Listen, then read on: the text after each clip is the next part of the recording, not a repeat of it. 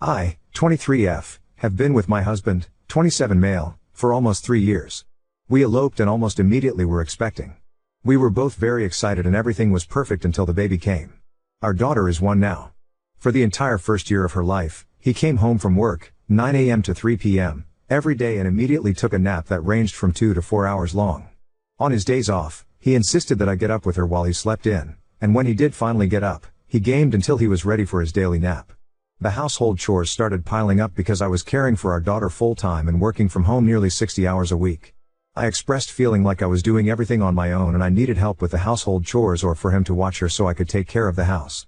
He was dismissive and said he actually goes to work and wants to be able to relax when he comes home. An argument breaks out, I cry, he takes her for an hour, I do what I can in that time. The cycle continues. This argument happened at least 7 times before she was 8 months old. Right after she reached 7 months, we got a vacate or pay notice. I had given him control of the finances because it was too much for me to balance a baby, maintaining the house, and working. I asked him about it and he said it was fine, he just had to wait for his paycheck. Ultimately, I found out that he was buying fast food for lunch every day at work and sometimes on the way home and eating it in the car so I wouldn't know. McDonald's was single-handedly draining our bank accounts. Our bank accounts, not just his. I didn't leave the house very often unless it was for grocery shopping so I didn't notice that he had my debit card as well. We ended up not being able to pay rent. We moved into the family room in my mom's basement. Several key events then happened that you need for context. I sold my car so we would have some money, but so stupidly put the money into my bank account instead of holding onto it. We now had only 1 car. He lost his job due to attendance issues, consistently calling out and being late, and got a new job with less hours and less pay. I got laid off because the contract I was working under in my company expired and their partners didn't want to renew it. We decided it would be easier for me to just stay home with the baby instead of finding a job outside the home. Really it would just require us to put my daughter in daycare so I could go work, but we didn't have the money and he was still spending money recklessly, so we weren't able to save up any money for it. My mom removed me as a second beneficiary on her will because she didn't trust that my husband would allow me have control of the money I would get to take care of my 2 minor siblings. That turned into a huge argument between him and I because I see why my mom chose to do that. I told him he needs to start acting like a responsible adult who has a child to provide for because I would leave him if his behavior came between me and my ability to take care of my family. He reluctantly gave me all the debit cards and said something along the lines of "It's great to know your whole family thinks I'm so terrible." We got our tax return and the money got spent on a PS5, a year-long PS Plus membership, gamed for the PS5, and fast food. More context events, he started being protective of his phone. Won't let me use it for a quick search, to call my phone when I can't find it, or even just for the flashlight. He started drinking frequently and wanting to go to a nearby dive bar by himself. Claiming he wanted to be alone and insisting that he doesn't want me to go. He got a boot on the car while he was at said bar. He called me at 2 a.m. asking if I had $105 in my Venmo so he could pay to get the boot off. I did not. I got mad and told him to figure it out himself. He came home and I confronted him about our financial situation. I asked for the receipt or service ticket from the boot and he said he didn't get either of those from the security people. He says he'll turn over all financially control to me. Spoiler, he doesn't follow through. Flash forward to the Wednesday after her first birthday. I want to take a shower around 2 before I go to my sister's rugby game at 5. I ask him to watch our daughter so I can go shower. He makes a big deal of having to start prep for dinner and that he was about to eat lunch. I told him I can wait, I just need to be in the shower by 3:30 so I can have time to get myself and the baby ready to go by 4:30 when we need to leave. He says okay, I think I can do that. In the future it'd be easier if you shower at night when she's sleeping. I had a physical response to that comment. To this point of her entire life I had only been doing exactly that. And at this point her molars are coming in so she's not sleeping well. Just a couple days before this conversation, I had tried to shower after she went to sleep, but she didn't stay asleep. Instead of getting up and trying to soothe her, he called me and said, "Where are you?" "I'm in the shower." "Well, she's awake." "Okay. Help her, I have to work in the morning." "Okay. I'm in the shower." "Well, just get out and come take care of her." Back to the current conversation, we start arguing about him not being available to help me with her. I told him he always finds some excuse to avoid taking care of her and he says he doesn't know how to take care of a baby. In the end, he watches her while I shower, but while watching her, packs away his PS5 and makes a point of telling me that since he's so unavailable, he just won't do anything he wants to do. That Friday is my cousin's 18th birthday. We have a tradition of taking the new adult to the strip club and I was so excited to go. I asked my husband if he would watch her while I go. I explained that she would already be in bed and that I wouldn't need the car or money because I was getting a ride and someone was going to pay my cover fee. I wasn't interested in getting dances, just hanging out and making fun of my cousin as he awkwardly gets some tea shaken in his face. He, surprisingly, agrees with no resistance. I go and vent to my aunt and female cousin about the shower argument. We stop by the bar next door while my cousin gets a private dance and I have a couple drinks. By the time I got home I was hyped up on spiced rum and f/ck that I would have left already responses. I go through his phone while he's sleeping. I found messages and messages with other women on his phone, that include flirting, exchanging nudes, and him asking if they can host because he has roommates. Some of them are escorts that work the area around the dive bar that he's been going to lately. And I had a flashback to the boot situation. I screenshotted all the messages and sent them to myself. I look through his bank statements and Venmo transactions and see that he's been pulling all our money out in cash, so there's no way of knowing where it's going. I messaged him, yes, he was sleeping the bed next to me while I did all this, and just go off. I let out all my thoughts and feelings about our financial situation, him avoiding taking care of our daughter, the messages, and how I feel for having let him manipulate me for all this time. When he woke up to that, his first question to me was, why did you go through my phone? Needless to say, we separated. I didn't and haven't used the word divorce to him, but that may be the end result. He kept talking about how he has nowhere to go and I'm throwing him out on the street, then switching over to he loves me so much and he'll do anything to keep me in his life, and then spitefully saying he's gonna do better and succeed and you'll see. I stood my ground and made him leave. I laid out my expectations saying I won't even consider taking him back until he consistently goes to therapy, which I expect him to continue if I take him back. He shows me he can be financially responsible for even one person, himself, and he makes an effort to maintain a relationship with our daughter, not me. It's been 2 weeks and things have been awful. I've been literally taking notes on things that are happening because I know this traumatized brain of mine is not going to remember how I've been feeling throughout the process or how I felt the day I told him to leave. It's been 2 weeks and I already have 8 pages of notes about negative interactions I've had with him in contrast with a single paragraph of something positive that he did. Last night he told me he's scared he's going to do all this for nothing, that I won't take him back even if he tries his best. And that he just wants to come home. I want things to work out because we were happy once. Maybe I'm holding out for nothing. He has constantly made me feel like I'm the bad guy for not letting him stay with me while he makes the changes I expect of him. Now I have these thoughts in my head. Am I the bad guy? Should I have tried to let him make changes while staying in the home? I just need some outside perspective, whether it's reassuring or constructive. Update 1. Okay. Back in May I, F23, made a post about my now ex-husband's, M27, behavior that led to us separating. I mentioned feeling like I was holding out on divorce because we were happy once. But since then, things have changed. After making my post, I read every comment that came in, I consulted with my close family members and friends, and within a week I had told him I wanted to go through with divorce. He was mad, accused me of seeing someone else, incorrect, and then told all our mutual friends that I was out to get him, being a WH/re and trying to take our daughter away from him, and that his was only divorcing him for looking at porn, i.e. the nudes from the escorts, see previous post. He threatened a couple times to flee to California, as he is on probation, and forget we exist. But nevertheless, I kept all the advice and support in mind, stood my ground, and started filling out the papers. My mom and I filled out the divorce papers together. She has been divorced twice and wrote her own papers both times because 1. She could not afford a lawyer and 2. She is so incredibly smart and resourceful and just figured it out on her own. In case you couldn't tell, I love and admire my mom so much. She is familiar with the process in the state we live in and knew every document that we needed and how to fill them out or write our own should we need to modify parts of it. I filed, handed the papers to him myself, and told him he has a week to fill out his voluntary affidavit of service and return the papers to the courthouse or I would have him served by a third party. He did not follow through and neither did I. I kept putting it off until one day he called me out of the blue to tell me he had filed it and got the final divorce decree for us to fill out and file. I was a little shocked that he wasn't going to fight anything I put in the papers, but went along with it before he changed his mind. Just for reference, I did in fact do everything in my power to make the divorce fair because despite the way I was treated, I was raised better than to be spiteful, especially when children are involved. We do not have any large price property to divide aside from his car which he had before we got married. And I gave myself majority custody because to my knowledge he was sleeping on his friend's couch while I have her crib, dresser, toys, etc. set up in my room at my mom's house.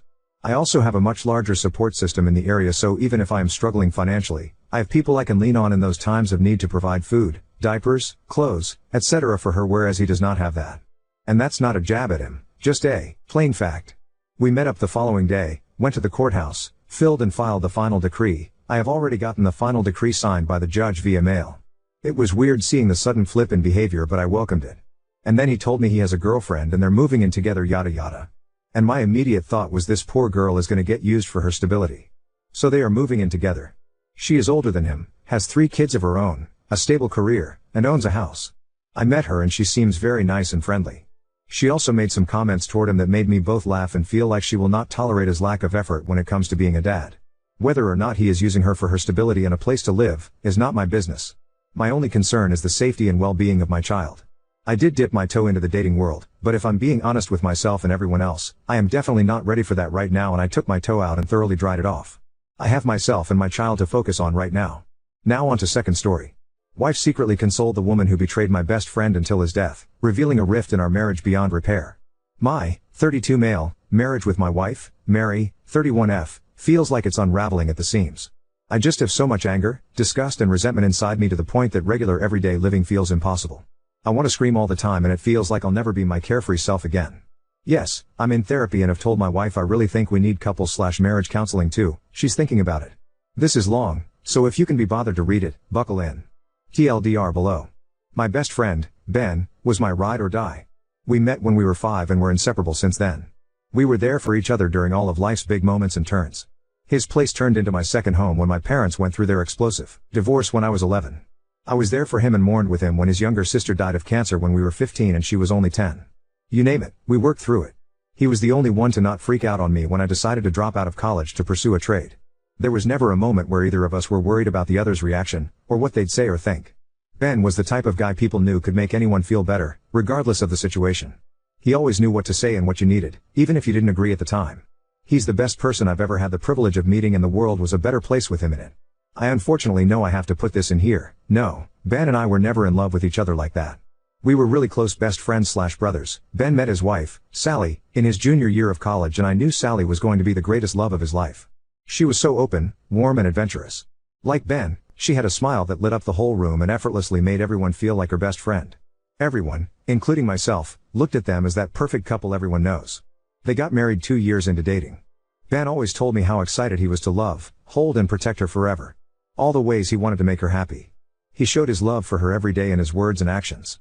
I was so happy for him, because I thought she did the same. I helped her plan his surprise 30th birthday party, where he was reduced to tears upon seeing she spent hours making him a Mario Kart Rainbow Road themed cake. They talked about children, holidays, rescuing animals, growing their own fruits and vegetables.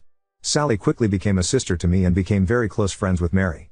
The four of us went on countless holidays, helped each other through life's challenges, went on at least one double date a fortnight, etc. About 5 months ago, I woke up to 5 missed calls from Ben between the hours of 11 p.m. to 2 a.m. the night before, and I just had a feeling something really bad had happened. I called out of work and drove straight to his place. Sally had been cheating on Ben pretty much their entire relationship. When I confronted her and asked how she could do such a thing, and why get married in the first place if you're going to cheat the entire time, she broke down and told me it was more like living a double life. Sally was gay. She'd known since she was a teenager but never felt like she could come out because of conservative family. She met Ben and fell in love with him, and counted on her feelings for women just somehow going away. She said she genuinely loved him as a person and life partner, but that secret part of her only grew stronger and louder over the years. She casually dated and hooked up with women, telling Ben she was hanging out with friends from her hobbies/friend groups. He only found out the night he'd called me because one of the women Sally was seeing wanted to take their relationship further and freaked out when Sally broke up with her instead. This woman showed up to their house late at night and told Ben everything. Ben was absolutely shattered.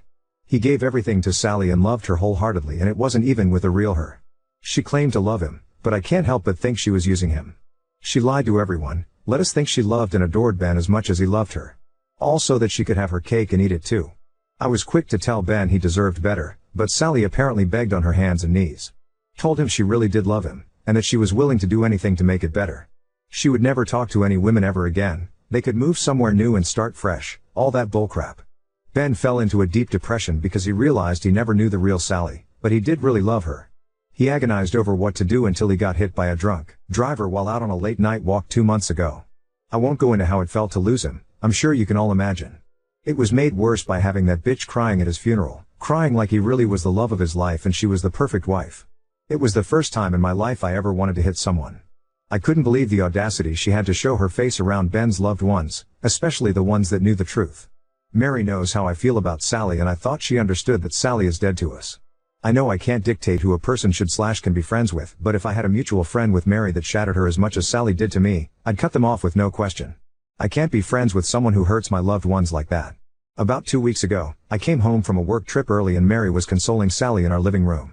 I lost my shit. Asked them if they were having an affair, screamed to the point of crying. I asked Mary how she could have Sally in the living room where we have a photo of Ben hanging on the wall. Sally tried to apologize to me, and here's where I was probably ta.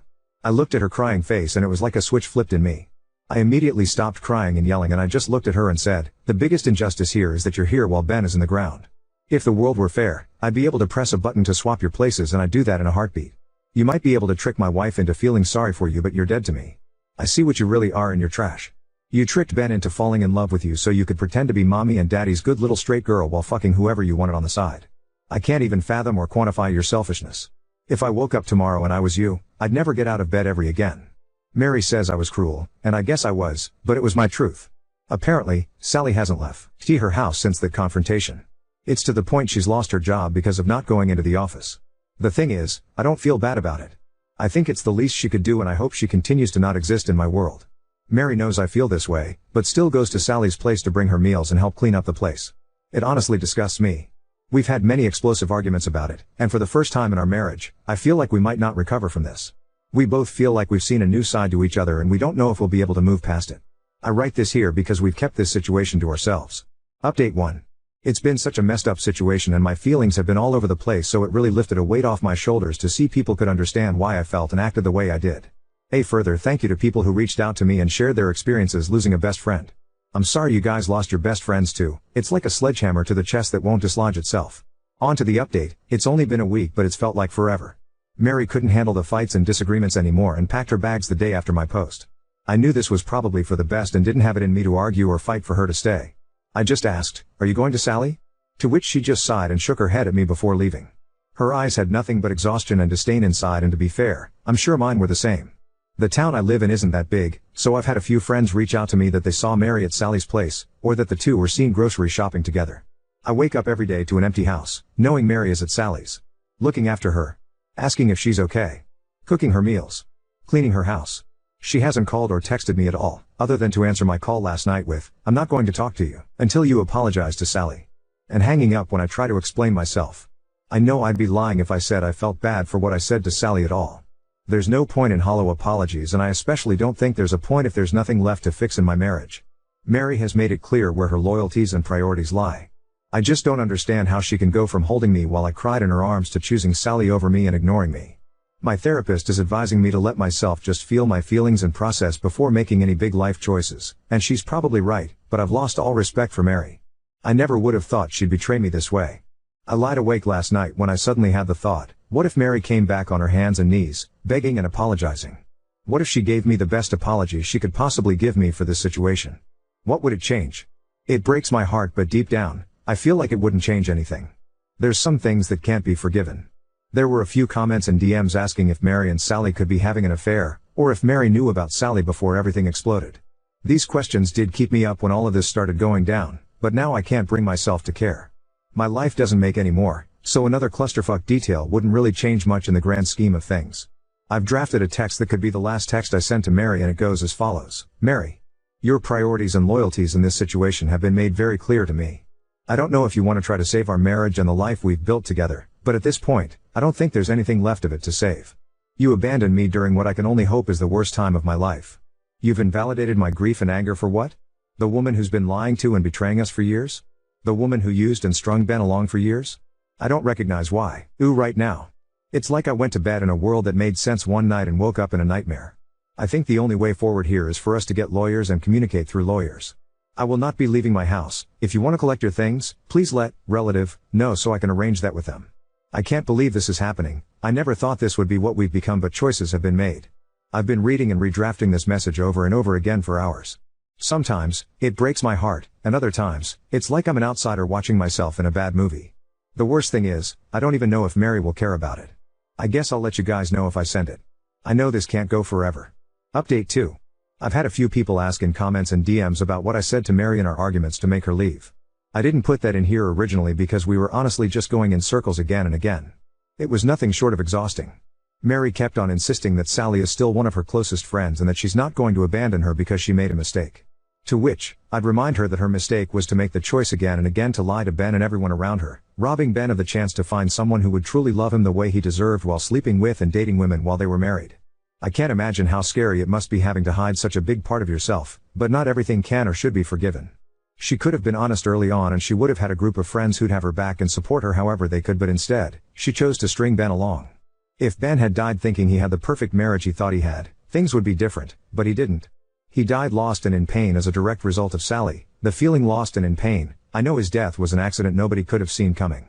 Mary T. NKS and claims I'm a callous fuck and I think she should have higher moral standards for her friends.